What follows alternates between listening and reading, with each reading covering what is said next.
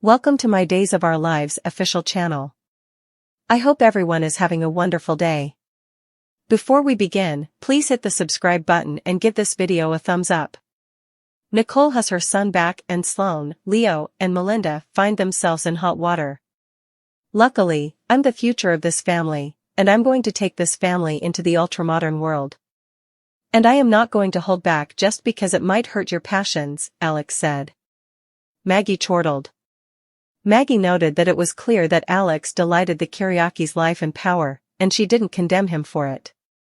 But there is further to it than a name, Maggie said. Are you saying I do not understand what it means to be Victor's son? Alex asked.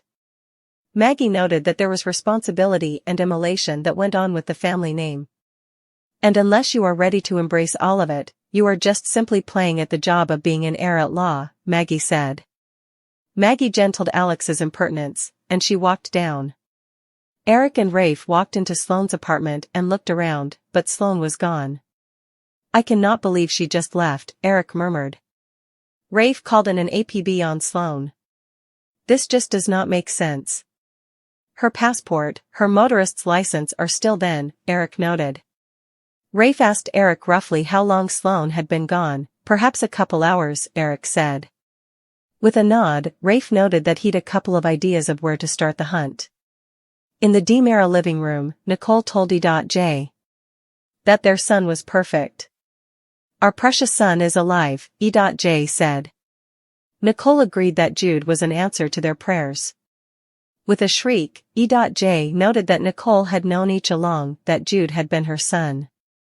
I felt it in my heart the moment I set eyes on him, Nicole admitted. E.J. apologized for not having believed Nicole. Can you ever forgive me? E.J. asked. Of course, I forgive you. How could you have known? I had a connection with him because I carried him, Nicole noted. Nicole assured E.J. that the only person to condemn was Sloan. Nicole lamented all the lost time they had missed out on with their baby boy.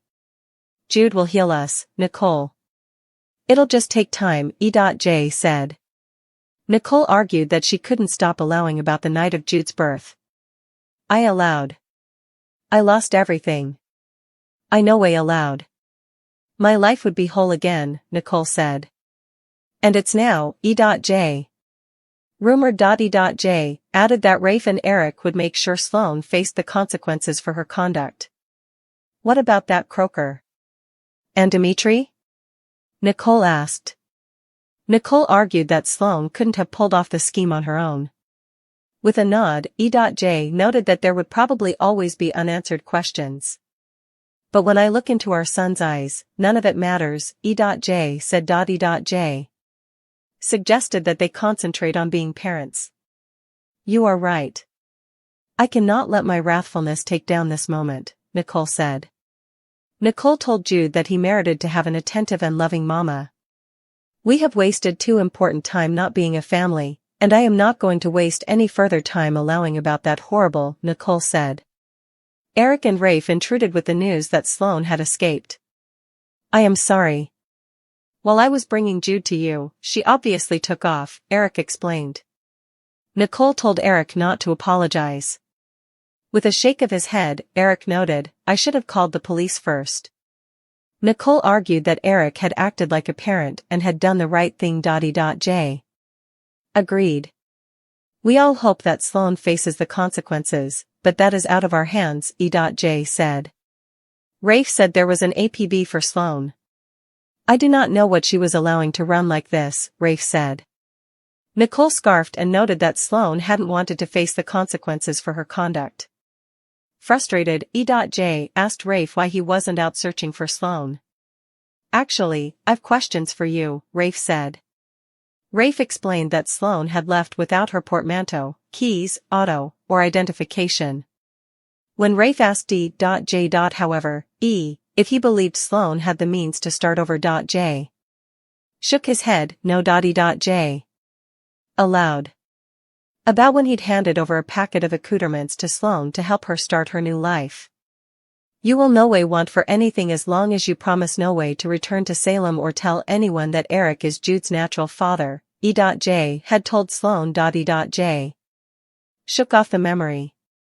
Rafe agreed that although Sloan was resourceful, she wasn't flush with cash. I do not indeed know how she got this far, Eric admitted. Rafe asked E.J. if he could reach out to his connections about Sloan. You want our help in tracking down Sloan in case this goes beyond the compass of the law, E.J. said. Rafe asked E.J. to let the police know if E.J. set up any leads. Whatever you need, Nicole said. As Rafe and Eric turned to leave, Nicole asked Eric if he wanted to say hello to Jude. I do not want to wake him up, Eric said. Eric and Rafe walked out of the house. On the veranda, an emotional Eric fought back gashes. You each right? Rafe asked. Eric shook his head no.